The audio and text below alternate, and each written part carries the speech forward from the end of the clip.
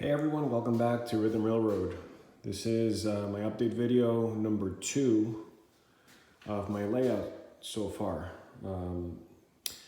If you watched my last update video, I had most of this done already, but I did get some more work done within the gate, and I added a little more here. So it's going to take you around and show you what I've done since then.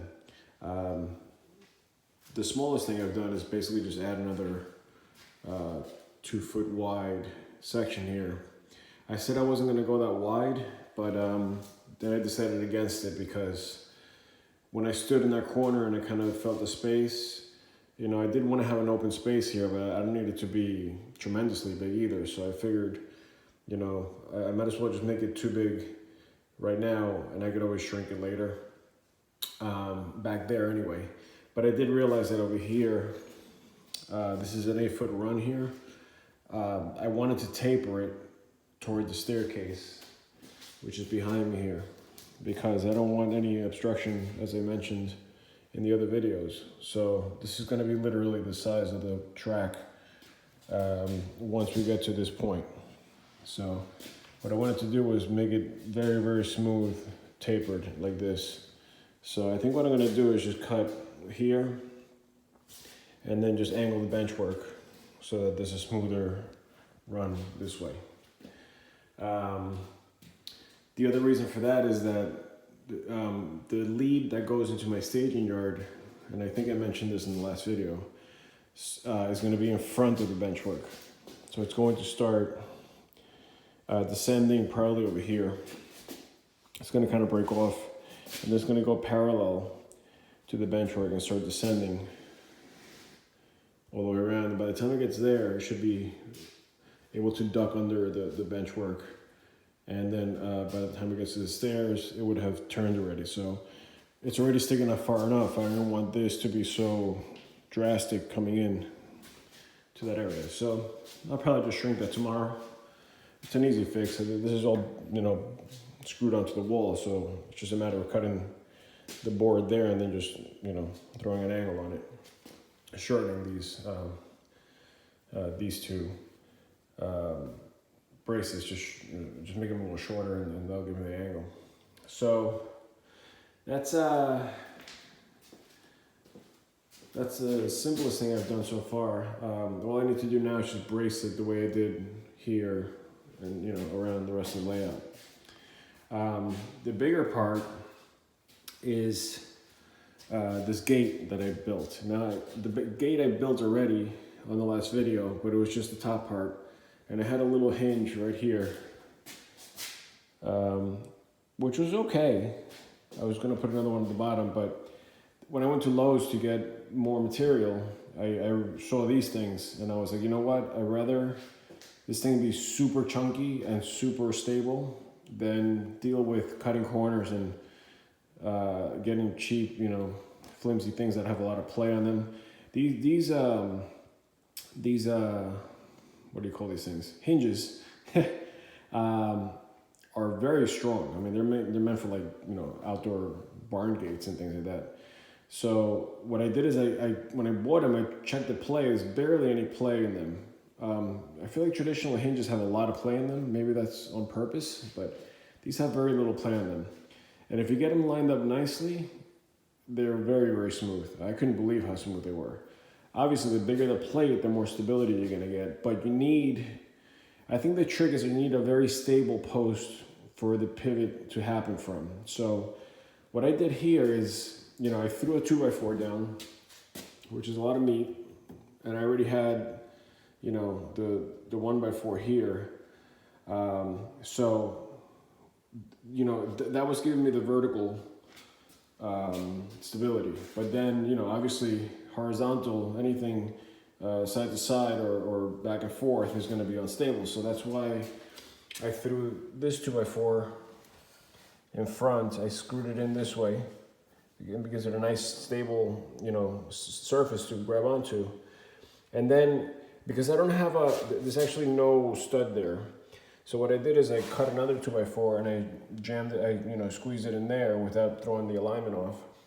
And so I tied it all in, which gives me a tremendously strong hold there. And then that 2x4 is the one that's connected to the joist, to the stud inside the wall. So that wasn't going to go anywhere as far as, you know, back and forth. The other way, what I did is, this was simple. I just basically did what I did with the other bracing. I took a 1x4 and tied it in here and then there. And either way, I needed some kind of surface here for this to be mounted onto. So I had a 1x4 there in place anyway. So that gave me a great way to tie it in and obviously throw 2 screws there and hold it all together. So this thing is, you know, it's really, really solid. The only reason why I have this little plywood here is because when I did it originally, I needed to bring the bracket up a little bit so that I could reach this side, because you know the I don't know why I keep forgetting this word. The hinge was small, so you know if I put it up against there, I had this flat area here that was kicking it out. So I had to bring this part forward for it to kick back around again and be able to, you know, tie in. With that said, I had already flattened this, you know, made this nice and flat here, so I decided to just keep it. There's no point in making it look super pretty. I'm probably going to cover this anyway with hardboard, so there's no point in doing that. And then the only thing I ran into with these very large hinges is that the holes are much bigger, so you need to have screws this big. In fact, I put this one aside so I can go buy some more, because I had a few. I had just enough to get this thing mounted. I had one, you know, 3 here and 3 on the bottom, just enough to get it mounted. So anyways, going back to the gate part, once I finished the stabilization of the post, then I had to stabilize the gate as well, because remember, it was just basically, you know, the top part, which is a box with angles on it. So here's what I did with this. I had a leftover large piece of plywood, but like the furniture, like really, this stuff is like super strong. It's, you know, dense, but it's still plywood, but it's what they make cabinets out of. And I had an extra piece, so I decided to I threw it on there, I cut an angle before I put this brace on. So it's just basically, I knew I wanted to have some kind of angle there, so I just cut it in the plywood and I just hoped for the best. It worked out actually perfectly, but so I had to cut a little corner here, so the wood actually keeps going. I don't know if you can see that. So I kind of, you know, wrapped it around that post because I had that awkward angle, and I wanted a lot of strength behind that piece of wood, so I wanted to make sure it got behind there. So when you throw the bolts in, it grabs onto both pieces of wood rather than just one. So that worked out really well. And then what I did is just threw more 1x4s down. I did these 2 first, and then I did this one at an angle. You know, I figured out the angle that I had already cut from the plywood, and then when I got up here, I just took a straight edge and figured out where that line would be. Cut it, and then you know, it fit perfectly. So there's no forcing. I'm not forcing anything. Everything's just sitting there perfectly, you know, against the wood that it's tying into. So that worked out nice. Then this one I did because I needed one more board to tie this future bolt in. So I added that one, but then I saw that it looked kind of nice. It was almost like a fence. So what I'm gonna do is I'm just gonna keep dressing it and then just work, you know, bring it all the way over so it just looks like a flat panel with the nice lines on it. So that'll look kind of pretty, I guess. Now the nice thing about this design is that once you bring it up, you know, there's not a lot of weight from here on. This is just plying, you know, so all the weight is back there, which is where it should be by the support beam. The only thing I was running into though is that it was coming at a level this way and it was twisting a little bit. So what I did to get rid of that is basically throw more braces in. So I threw one here first, I tied it into this, you know, diagonal 1x4, and that worked out pretty well. It stabilized kind of like the back of it, but it was still kind of out of alignment here with the rest of it. So I threw this extra. I had this for my old layout. There's still some cork on it. 1x3. I cut it, and I threw that up against the plywood, tied it in right there, and then it stabilized and it brought this to the right height. You know, what I realized is that this gives you a lot of power to align things, because once, you know, what I did is I would tie it in down there, same thing here, and then I would take a clamp and a flat piece of wood and clamp it down so I knew exactly where that needed to be, or on the bottom, either way. And then this is, once I started pushing this to align it, then I would drive the screw in to make sure that, I actually drove it in from the back, to make sure that it was forcing this to the right height. So now I got it nice and flat, balanced and level. And I did the same thing with that, and I did the same thing with this next one I'm going to show you. So this one was a little wacky, because what I wanted to do was create an angle so that I could stabilize this part from that solid piece. I tried, there's so many angles that I was trying to play with here to get it like perfect that I just gave up after a while. So what I did is I just threw this 1x3 in there and got it to where it was most stable, and then I just threw a screw there and threw a screw there. It doesn't matter, it's still making contact and it's still super sturdy. So just by doing that, I got enough stability back there. And the other thing I'm realizing is once I throw the plywood on top, that's also going to stabilize everything, you know, because you're going to have, everything's going to get basically, you know, squeezed in and pulled up from the screws that are going to go on those cross members. So now this thing is like butter. This thing is working beautifully.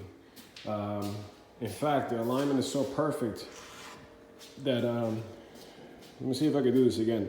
I tried closing it without barely, I'm barely, look at this. I'm barely touching it, and it's moving like butter. In fact, somebody asked me if I had motorized it, but let's see if I can do this again.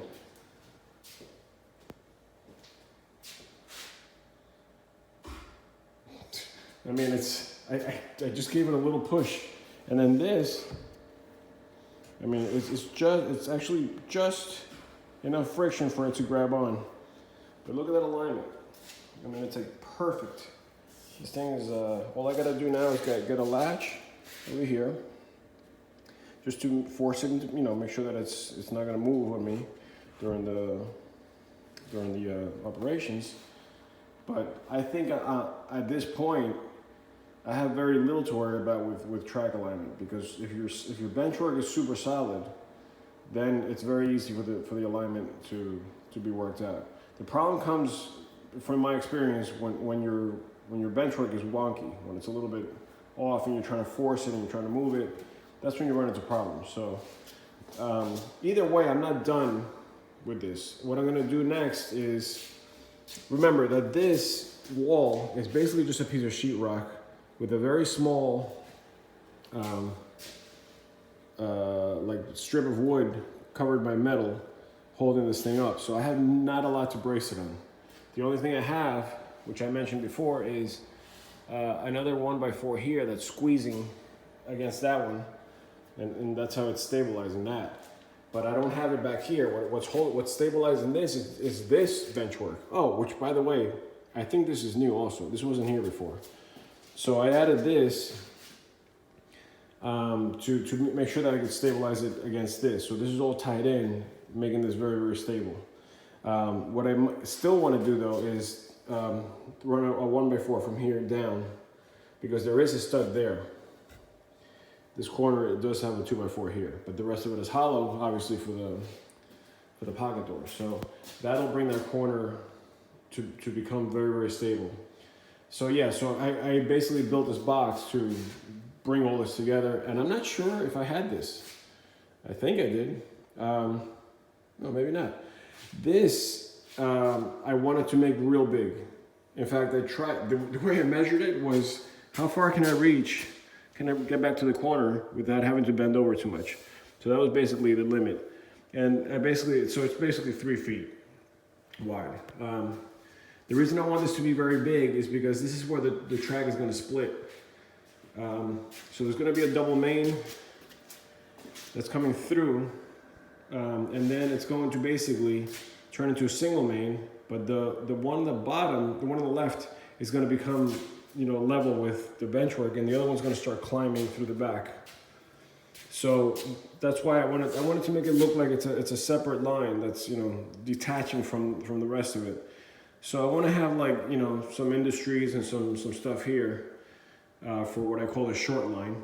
And then the top is where it's going to start climbing, you know, all the way through. And then eventually the short line, which is going to kind of echo it but far away from it, is going to duck under it in a bridge and then go past and around to the rest of it. So, like I said, I'm not really sure. I've been doing so much work that I don't remember what I did on the video and what I didn't do in the video. So if this is new, then here it is. So yeah, I'm covering a lot of ground in the last few days. And I also braced these nicely. I mean, this thing is like rock solid. I've been leaning on this thing, testing it like crazy, and it's not going anywhere. I mean, I know the trains are heavier. HO is heavier than N scale, but it's not, you know, I'm not putting like an LGB train set on top of this thing, so I need some support. I'm more worried about me. I'm more worried about while I'm working and I'm leaning and I'm stuff like that, but it's not, you know, I'm not gonna be like putting my entire body on top of the benchwork. I think it's solid enough right now. So yeah, you know, this gate I'm super happy with. I think it's you know, it's going to make my entire layout basically. Well, let me put it this way: I can actually sleep knowing that, you know, that works, because this was like the biggest worry I had. How I was going to cross through here, and I knew it was a big door. You know, we chose the biggest door available, which is a 36. So I knew I was going to have a massive bridge there. But now that I know how this works, and I know that I can make it work and design it correctly, I have 3 more that I have to make. The one up here for the second level is going to be a lot smaller though, like a lot shallower. So I think I'm going to use a similar system, but I think I'm going to pivot it. It's going to be like upside down. I'm going to pivot it from the box here. So, you know, instead of the triangle being up like this, where it's going to cover the scenery, it's going to come down from there and somehow swing around. I haven't figured it out yet, but I think, you know, I want to pivot it from the top rather than from the bottom. Otherwise, I would have to build a column all the way up, and then it gets in the way, and then I got that thing in the way. It's just too many interruptions. So I'm going to try to go from the top down. And I know what's up here. Like I built this, so I know there's a wide 2x4 here, and you know, and then there's 2x4s that go up and down that way. So I know I can tie into those things without any problems, and it's solid up there as well. The other 2 gates that I'm going to have to build are going to be in front of this thing, but these gates, I don't even know if I'm going to build gates, because I think what I'm going to do is I might build a gate on the bottom. I think the top is going to be a lift out section, because I'm going to build it so that if I need to get under there, I could just kind of dip under there and just, you know, open the door and get behind there just to flip a switch. It's not like I have to be back there that often. I mean, we rarely blow any circuits. But if for some reason we have to do work in there and the electrician needs to get in there, I want to be able to, you know, swing this thing open completely and give him, you know, full range. So it's going to be a gate, but it's probably never going to be opened until we really need to. And the top, like I said, is I'm probably going to do a lift out, because, you know, even opening this, you have a lot of access. You know, you just got to duck under a little bit, but I think it's plenty for people to work on the, you know. And if I really need to remove it, then I guess I'll pull it off. But my idea is that I can treat it as like just regular benchwork. So that's where I'm at right now. Tomorrow, I'm a little stuck right now in figuring out which way to go, because I want to know what it's going to be like once I get around here, and then this is going to be the dividing wall. It's going to be this way. It's going to go up, and that's what's going to support the upper level and the lower level bench. And so this is basically my peninsula. It's short, but it's gonna bell out this way and go under the stairs, and then come back around to this side, and then, you know, obviously go out again, and that's a connection. But the short line is going to stay at this level, so I'm basically running bench work all the way around the entire room at that level, which is like 36. Yeah, I think it's 36. But I keep forgetting that I'm going to be using the spline technique. So, you know, this is just basically for the supports to grab onto. So I keep forgetting that I don't need to have the bench work at the level of the train.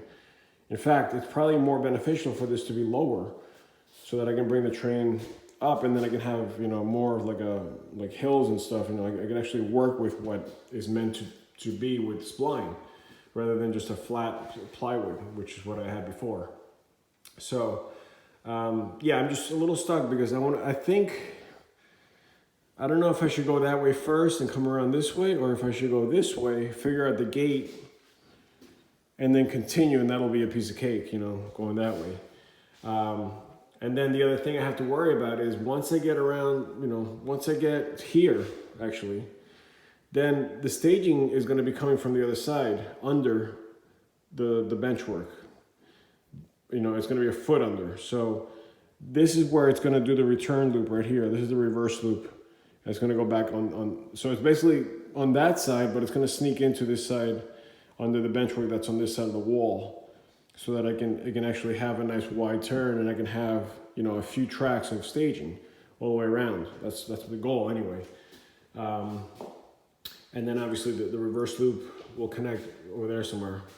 But I have to know what that's going to be before, you know, I brace everything, because the angular bracing, the 45-degree bracing, is going to be under the staging and not under the main, you know, bench work, because then obviously you can't run the train through there. So I have to basically echo another bench work under this one.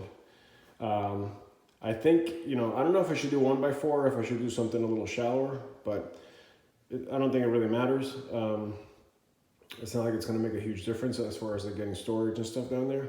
But then once I establish where that's going to be, then obviously that's when I'm going to decide how to brace the bottom, which is also going to support the top, because the top's going to be tied in from here down to the, you know, to the staging. So it's going to be like, you know, that kind of thing. And again, not here. I don't mean here. I mean from that point on. So the staging basically goes from the stairs all the way around that wall, all the way around the peninsula, and then back around. So, you know, I'm gonna have pretty long trackage. I just don't know how wide I can go and how many tracks I can have on this side of the loop, and then when I return, that side of the loop. So we'll see.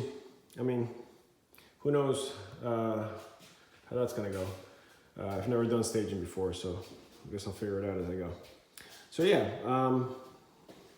you know, things are coming along nicely. I think tomorrow, if I have a chance, once I figure out what I'm doing over there, I might throw plywood on top of here, because then I'll have like a surface to work on. You know, I'm trying to put things down, I'm trying to visualize things, and I can't, you know, I'm like balancing things on top of the holes. So I think I might put plywood. I already have the plywood, I just gotta cut it to shape and at least get that back panel done, and maybe come around this way a little bit. But like I said, I have to modify this, so we'll see what happens there. All right, so, oh, by the way, I'm gonna go with the Homosote board. It's not a hard board. It's not like masonite. It's like a thick, almost like recycled paper, board. I've seen a lot of guys using that for a spline, and I like it much better than I like wood. And well, I originally wanted to do masonite. I think masonite's a better material because it's stronger, but masonite for some reason is impossible to find in 1/4 inch. Home Depot and Lowe's and stuff, they only carry like the 1/8 inch and the really thin stuff. And apparently it's not a good idea to do it like that because once you drive screws through it, it splits them. It opens it up. So Homosote is good because it's a 1/4 inch or even a 1/2 inch, I think, thick. So when you drive a screw through it, it'll stay put. The only thing is that it's a little bit more fragile, but you can build it, a little deeper. And I think it'll have the same effect. And it's easier to bend and it's easier to work with.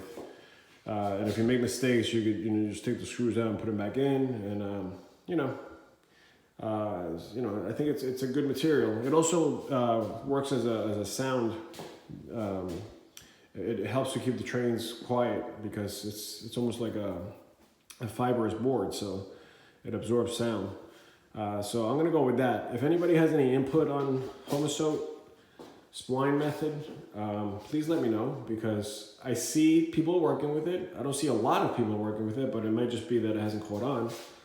I don't even know how old it is, like who started doing that, but the guys that I've seen use it very well, and they have some serious layouts. So I'm gonna go with that method and see how it goes. So let me know. All right, well, that's it for today. Thanks for watching, and I'll see you on the next one.